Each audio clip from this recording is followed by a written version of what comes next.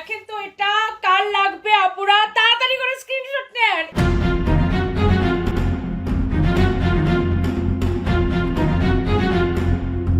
এই ভদ্রমহিলাকে তো আপনারা কম বেশি সকলেই চেনেন। কতটা ভদ্র সেটা অবশ্য কমেন্ট বক্স চেক করলেই বুঝতে পারবেন। একটা কথা আছে, পাপ কিন্তু বাপকেও ছাড়ে না। তার বিষয়ে কি আর বলবো, রাত বেরাতে বুইরা ব্যাটারি নিয়ে খাটের ওপর থেকে লাইভে আসতো এই মহিলা।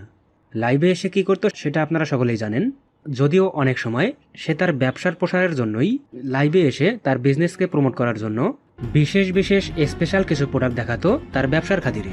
আর কেউ উল্টাপাল্টা কমেন্ট করলেই তো লাইভে শুরু করতো উল্টাপাল্টা গালি।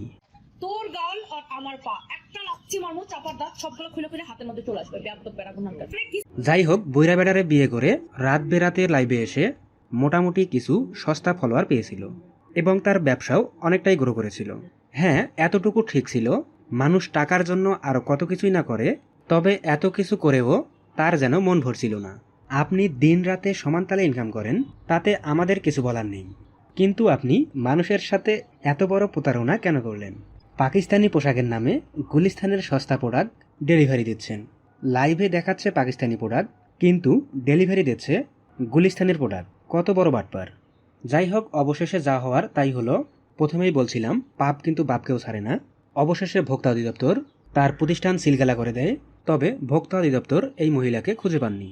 এমনকি এই মহিলা লাইভেও আর আসছে না। এই মুহূর্তে সাংবাদিক ভাইয়েরা উৎসুক হয়ে তাকে খুঁজছেন, আর এদিকে অনলাইনে অনেক তরুণ যুবক ভাইয়েরা তার গালাগালি খাওয়া এবং শোনার জন্য অধীর আগ্রহে আছেন।